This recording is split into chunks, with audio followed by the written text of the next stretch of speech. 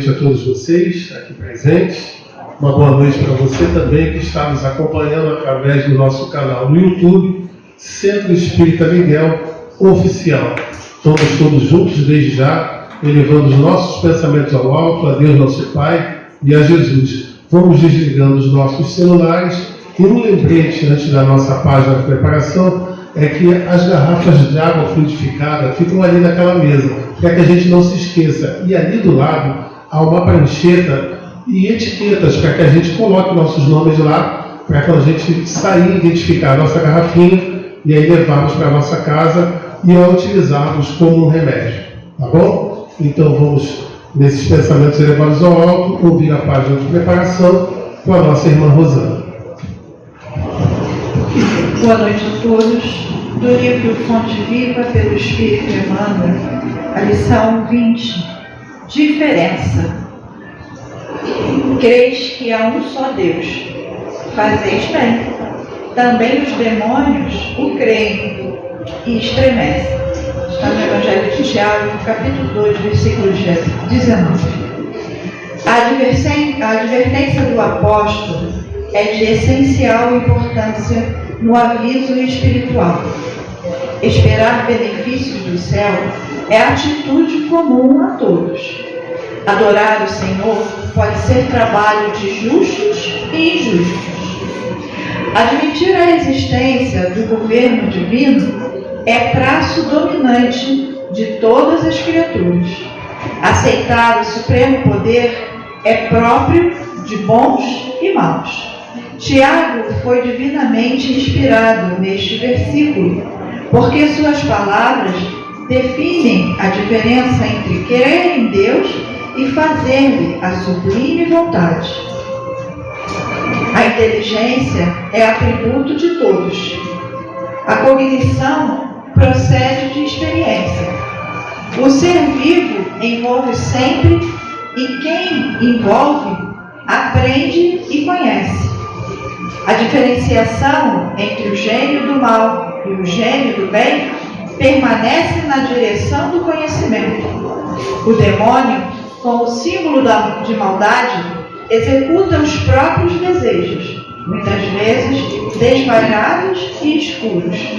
O anjo identifica-se com os desígnios do Eterno e cumpre-os onde se encontra. Recorda, pois, que não basta a escola religiosa a que te filias para que o problema da felicidade pessoal alcance a solução desejada. Adorar o Senhor, esperar e crer nele são atitudes características de toda a gente. O único sinal que te revelará a condição mais nobre estará impresso na ação que desenvolveres na vida, a fim de executar-lhe os desígnios, porque, em verdade, não adianta muito ao aperfeiçoamento o ato de acreditar no bem em que virá do Senhor, e sim a diligência em praticar o bem, hoje, aqui e agora, em seu nome. Graças a Deus.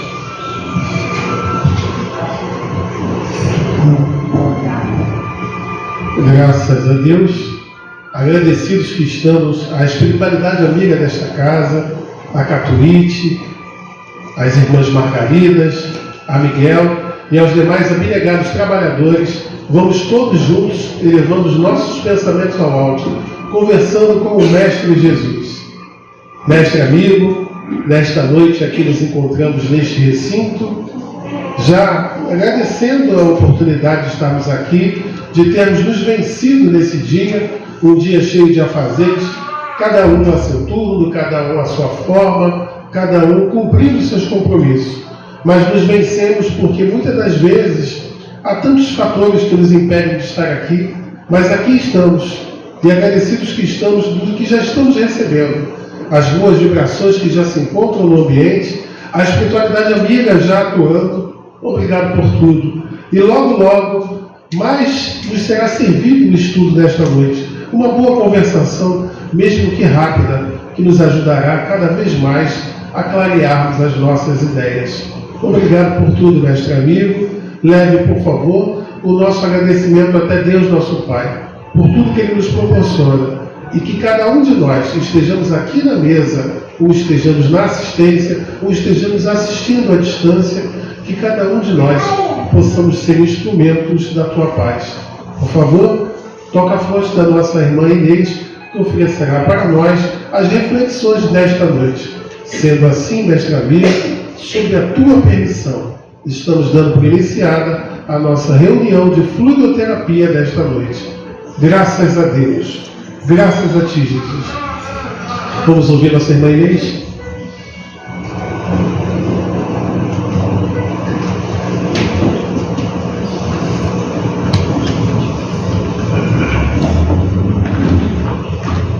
Olá, irmãos. Boa noite a todos. Vamos trazer aqui um pouco da reflexão do Evangelho, capítulo 12. Hoje já estamos no item final das instruções dos Espíritos. O tema de hoje chama-se duelo. E abordaremos aqui os itens 12 e 13 dessa passagem. Mas que oriento que vocês deem uma lida, que é bastante interessante a reflexão, mesmo nos dias atuais. Sabemos que o duelo é uma prática antiga, vigente na Idade Média, né? E comum em alguns países. Graças a Deus aqui foi abolida há muito tempo, e também na França e em outros lugares também, aqueles moldes que ficou conhecido, né? Onde ofensor e ofendido duelavam, escolhendo armas no local público, isso era permitido, né? No entanto, nos dias atuais, meus irmãos, precisamos refletir se ainda praticamos o duelo. Nas nossas vivências diárias, na sociedade, em família, no trabalho, com os colegas, né? Por quê? Porque o duelo ele se apresenta com várias faces, né? Ele é multifacetado. Então, um dos significados para o duelo diz que é qualquer oposição conflituosa de ideias, forças, pessoas e etc., ou toda forma de conflito, embates, lutas, desafios, disputas, querelas, enfrentamentos físicos, intelectuais ou repto. Repto significa desafio, ação de desafiar, de provocar, de incitar alguém, de fazer alguma coisa. O mesmo que desafio, né, é pensar que todo dia somos desafiados no nosso cotidiano, né, a darmos nosso testemunho como cristãos.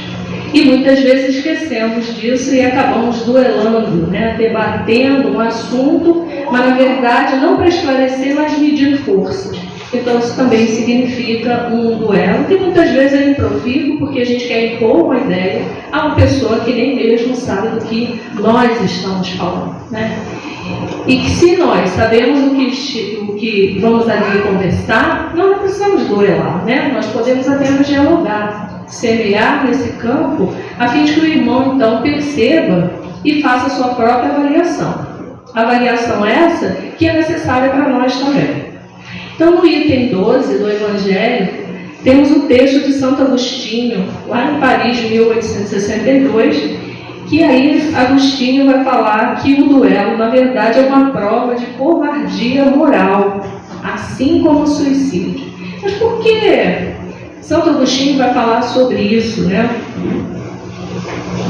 Geralmente falta-nos a coragem de enfrentar uma dificuldade qualquer. Então, nos expomos a riscos, muitas vezes, desnecessários, porque nos falta essa percepção desse certo ou errado, ou do que realmente importa naquela questão, né? Naquele debate.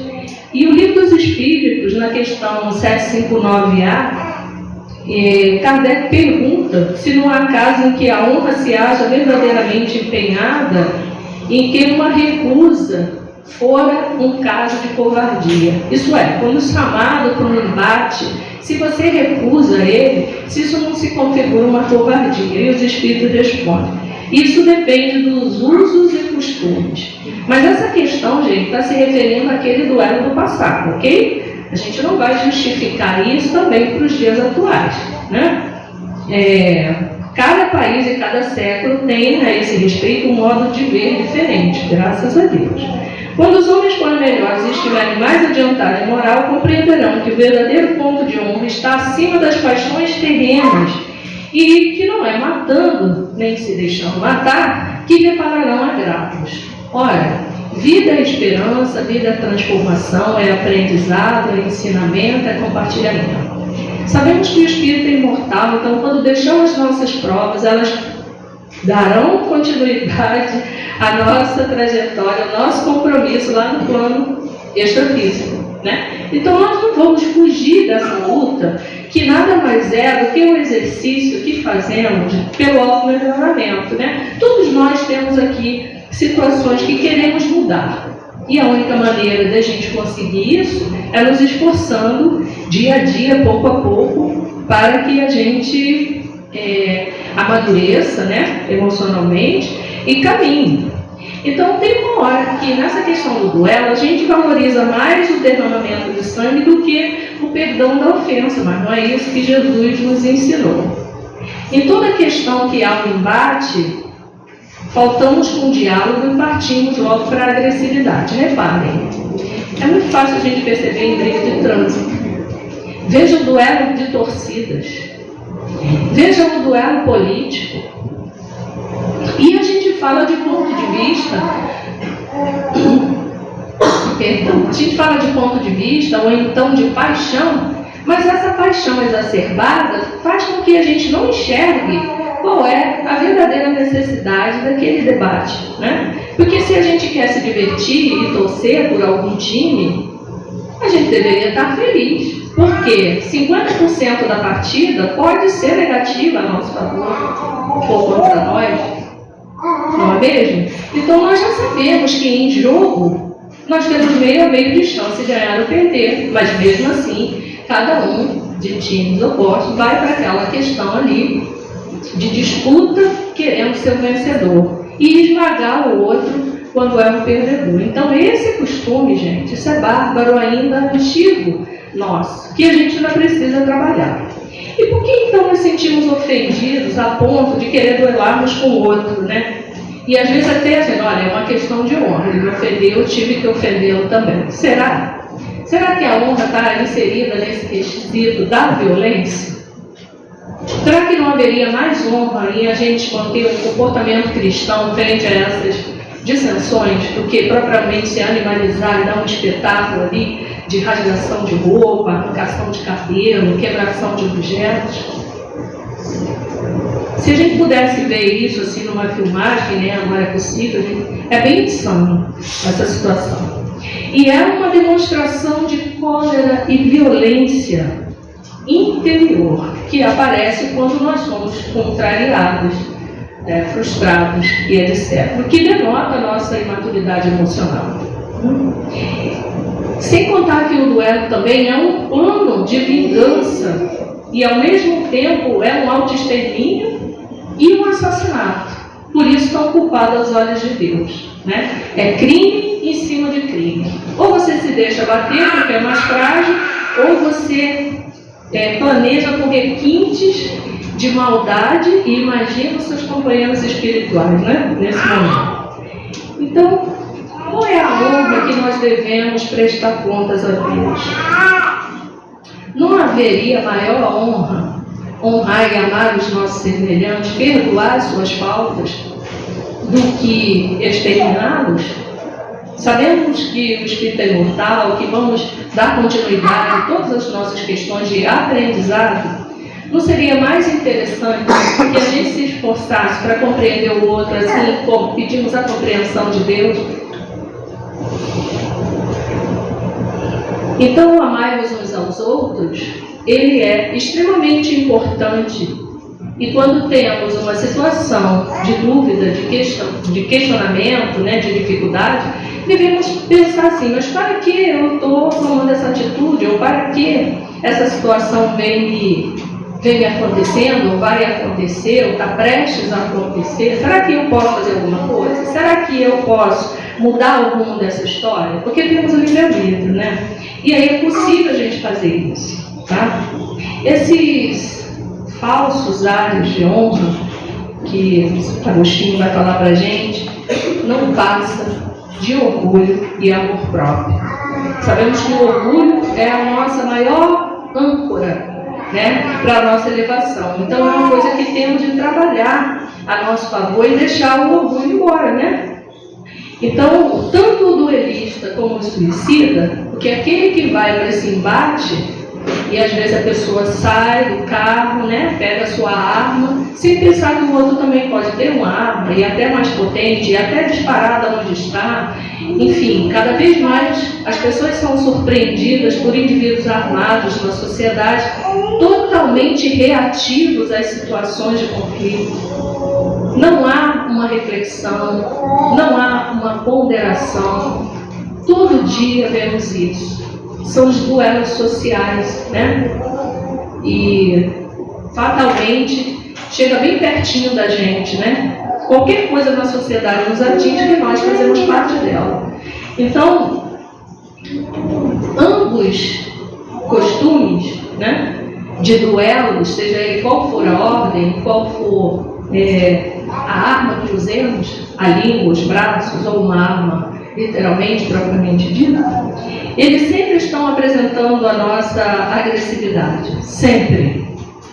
E sempre acontece porque temos aquela intenção de matar, ainda, né? Desde o nosso espírito mais primitivo, quando a gente estava aprendendo ainda a se relacionar em sociedade, nós ainda cultivamos esse comportamento agressivo, né? E por mais que a gente evolua tecnicamente, a gente ainda continua reagindo. Podemos analisar, ponderar, podemos escolher, podemos mudar de opção, podemos dialogar, mas mesmo assim a gente ainda reage. Então é interessante a gente pensar sobre isso, né? Fazer essa autoavaliação. No item 13, já um espírito protetor, assim ele se intitula, lá em Bordel de 1861, fala também sobre a questão do duelo. E ele diz que é uma das instituições bárbaras que era comum lá na Idade Média, né? Aquele tempo mais obscuro da nossa história, onde a razão era abafada, né? E a igreja dominava com seus conceitos e fazia barbaridade, como todos nós sabemos, né? Colocava tudo na conta de Deus, dizendo, olha, é assim que Deus quer, não vamos queimar você, mas isso é a conta de Deus, eu sou o emissário dele e vou te queimar. Então veja bem, qualquer um que não concordasse com a sua ideia, com a sua escrita, com a sua bandeira ideológica, era um inimigo da igreja. Imagina que situação. Hoje, em sociedade, vemos pequenos resquícios desses comportamentos. Qualquer comportamento diferente do nosso gera um descontentamento que gera um enfrentamento. Reparem. Para que nós estamos cultivando tudo isso? Se a gente deseja uma terra regenerada, nós devemos ser os primeiros a buscar essa autoiluminação. Se somos as cartas vivas de Cristo, temos de praticar o Evangelho, e a lição até de abertura fala sobre isso, né? A felicidade depende dessa escola, né? Mas não basta estudar e crer. É imprescindível a ação na vida. É imprescindível a prática do bem. E na prática do bem, nós somos os primeiros a sermos beneficiados. Precisamos fazer esse trabalho de autoiluminação. E não adianta a gente disfarçar, né, essa questão de que não temos essa belicosidade, porque ela aparece nas menores coisas. Seja na hora que a gente vai repreender uma criança, seja na hora que a gente vai cuidar de um idoso, de um paciente rebelde, a gente não tem a menor tolerância e aí a agressividade aparece. Vem aparecendo na sociedade a fim de que a gente conserte tudo isso. Não é que está pior, é que nós estamos tomando consciência dos nossos atos. E agora a notícia chega em tempo real até a gente, né? Antigamente era 3 meses para saber de uma notícia. Agora não. Se acontecer um acidente aqui na rua, se a gente acessar a rede aí, vocês vão ver que agora aconteceu um acidente, então a gente já se mobiliza. Então é muito importante observar nós mesmos como reagimos a essas notícias, o que pensamos, qual atitude tomamos, como contamos a alguém, de que maneira mobilizamos o sentimento do outro, a fim de que não venhamos a cair nesse erro de estar induzindo alguém a mobilizar essa ira interior, que todos nós ainda temos. Então, esse assassinato, que se diz a sangue frio, do duelo, ele acontece também com o assassinato da esperança, o assassinato da fé, o assassinato da coragem, quando a gente conta uma notícia atravessada, incitando o outro a pensar de forma raivosa acerca de um assunto. Meus irmãos, não tem como consertar um mal cometendo outro mal, não é mesmo? Nós temos de refletir sobre isso. E as nossas leis, elas são impotentes para resolver essa questão, porque depende da nossa mobilização, da nossa presença, da nossa atuação em sociedade. Somos modelos vivos. Os pequenos nos reparam. É muito comum a gente ser mobilizado, sabe aonde? Na fila do mercado. Alguém vai puxando o carrinho, vai ficando sem querer querendo do nosso lado, e a gente já vai gritando, uma pessoa já vai falando alguma coisinha ou outra. No outro dia eu vi uma pessoa que pegou um carrinho, ergueu e jogou em outra. Nossa, gente, que força! Se eu usasse toda aquela força, todo aquele estímulo para empurrar o carrinho de compra aqui para dentro da casa, ou até pelas ruas recolhendo, olha só que força maravilhosa. Mas não, eu erro enquanto meu irmão. E para quê? Se a gente está na mesma situação. Precisamos comprar o alimento, achamos o alimento caro, somos oprimidos, temos que esperar na fila. Somos todos iguais. Mas por que isso? Porque a pessoa discorda da minha ideia. Então, minha gente, o duelo ainda não acabou. Precisamos pensar sobre isso, né? E aí vamos fazer uma reflexão sobre o duelo, né? Qual é o duelo que nós precisamos realizar afinal? Quanto tempo eu tenho? 10 minutos, fala sério. Por isso que eu vou voltar, não ficar, só que 10 minutos não vai dar tempo. Bom, essa é uma tarefa pessoal intransferível, né? De autoiluminação, que requer que a gente faça uma análise crítica, caridosa, constante, criteriosa. Já nos auxiliava Agostinho, né? Pedindo que a gente refletisse, pelo menos à noite, na hora de dormir, se a gente fez todo o bem que podia ter feito, ou se a gente podia ter evitado aquele mal. E Kardec também nos alerta que já deixamos de fazer um bem, já estamos fazendo um mal. Por quê? Porque perdemos uma oportunidade de sermos úteis. E toda vez que a gente se omite, a gente também comete um outro mal, né? Não existe um espírita em cima do muro. Ou é ou não é. Não nos calamos frente às barbaridades. Não vamos duelar. Mas precisamos pacificar. Não passivos, mas pacíficos. Essa luta é uma luta constante ainda no mundo de provas e expiações. Então, como é que vamos iniciar essa luta? Nos analisando, nos melhorando, nos empreendendo esforços, fazendo uso do móvel do universo que se chama vontade, essa vontade forte, perseverante, de estar sempre buscando a autoiluminação, estudando, perseverando, servindo, praticando a caridade. O texto inicial já falava sobre isso. Isso é fácil, todo dia, sempre que possível, começando na família. Aquelas diferenças básicas do dia a dia. Quando você cuida muito do outro, o outro reclama, você cuida mais dele. A gente cuida daquele que tem mais necessidade, seja ela qual for. E agora, vai explicar isso para aquele que se sente ofendido. E acontece duelo, gente. Bateção de porta, não quero comer, deixa, tá bom, não é? Isso é uma resposta que diz muita coisa. E qual é o sentimento que elaboramos com isso? O que fazemos com isso, que é mais importante ser questionado? Não o que fazem conosco, mas o que fazemos com o que fazem conosco. Quais os sentimentos que despertam e como nós nos livramos desses sentimentos negativos. Porque essas energias, quando ficam no nosso corpo físico, elas vão além do nosso corpo perispiritual.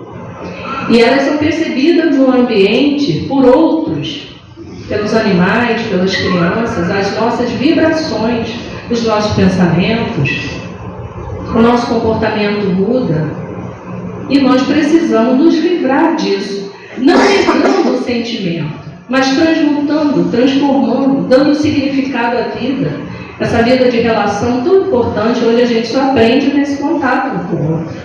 Cada um sabe um pouquinho. E é ótimo, não estamos acabados ainda. Somos espíritos em transformação constante, rumo à luz. Amém? Né?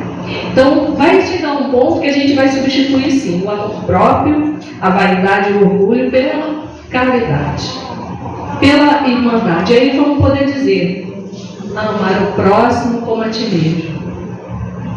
Pode parecer repetitivo, mas sabemos disso quando estamos em dificuldades, 5 minutos. Quando estamos em dificuldade, e vocês são cúmplices, está todo mundo rindo. Quando estamos em dificuldades e procuramos alguém para segurar a nossa mão. Nós não gostamos de sermos compreendidos, não gostamos de sermos acolhidos, pois a regra é a mesma. Né? Apesar de não vai dar tempo de eu ler, mas eu trouxe 2 livros importantes para essa história da autoiluminação, sabe? Que nada mais é a reforma gradual e constante dos nossos comportamentos, pensamentos, palavras, atos e até omissões. Porque lá na Igreja Católica nós ouvimos que eu pequei por pensamentos, palavras, atos e omissões, por minha culpa, minha tão grande culpa. Vamos trocar a culpa pela responsabilidade, mas o primeiro passo, quando a gente reconhece que errou, de fato, é a culpa. Se ela nos impulsiona com a vontade para auto-melhoramento, beleza, que ela não nos paralise, que aí é uma culpa patológica, precisa de terapia. Aliás, às vezes a gente se esconde atrás da culpa para não ter que dar mais um passo. Eu estou tão culpada, nem vou, estou tão culpada. Vá. É mesmo assim que você tem que ir, porque essa casa, ela acolhe todas as nossas dores. E aqui não somos julgados pelas consequências dos nossos atos, não. Aqui nós somos acolhidos porque nos irmanamos, porque temos a mesma intenção e necessidade de avançar. E porque entendemos a dor do outro e também dói em nós. E não chegamos aqui diferente de nenhum de vocês, não. Chegamos igualmente e passamos também por dores o tempo todo. Faz parte para o nosso auto-melhoramento. Então, o primeiro livro, ambos são de Divaldo Franco e da Joana, querida Joana, chama-se O Despertar do Espírito. Se você me perguntar qual a parte, quer dizer, leiam tudo. E o outro chama-se Constelação Familiar. Tá bom? Que é excelente para a gente entender o que esse filho está fazendo aqui. Ou por que sou eu a mulher desse moço. Interessante. Então eu vou ler um pedacinho aqui na página 101 da Constelação Familiar, que diz assim: a existência humana pode ser considerada como uma aventura evolutiva. Enfrentá-la com altivez e coragem é conseguir-se o triunfo em toda a sua generosidade e significação. Cada situação vencida retribui com momentos encorajadores e mais belos, dando significados estimulantes para novas lutas.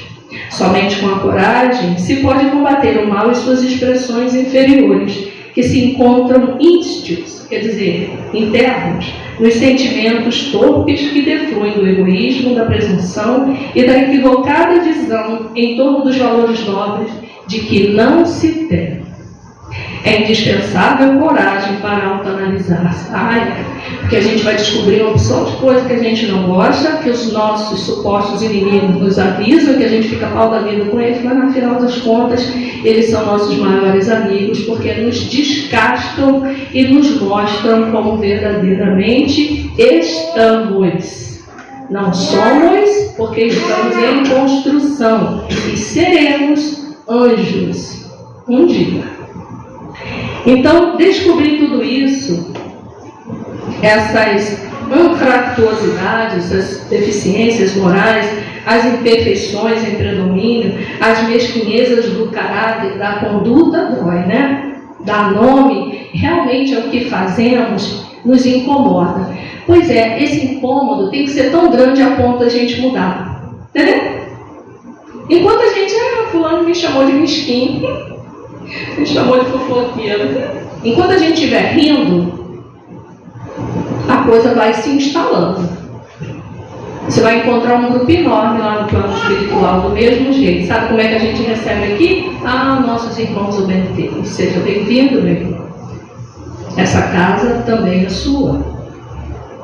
É isso que queremos? É isso que queremos arrastar junto a nós? Precisamos escolher.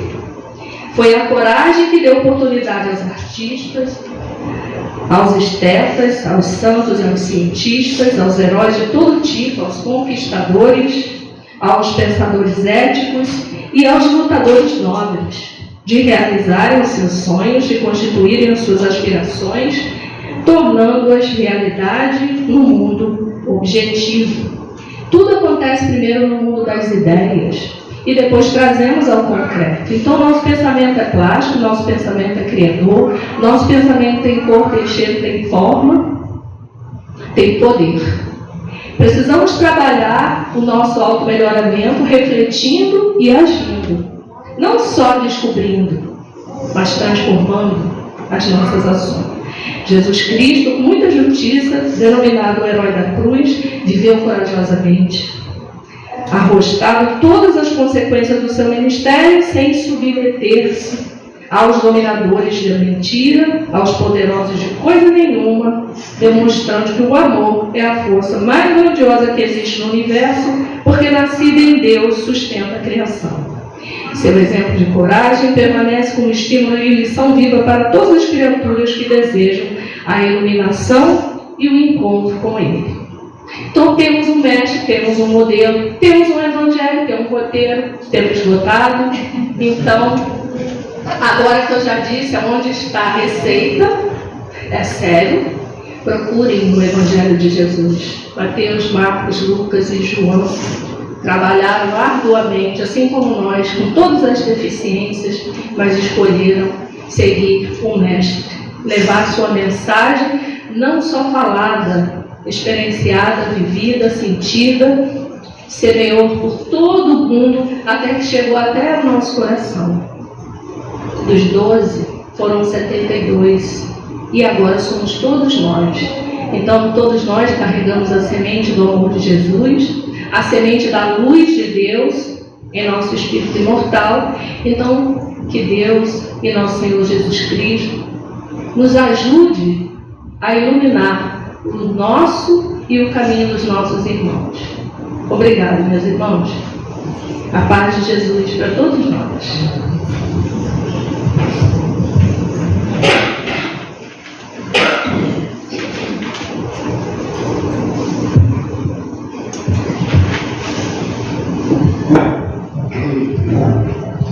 Graças a Deus, né? Queríamos ouvir a Inês mais tempo, né?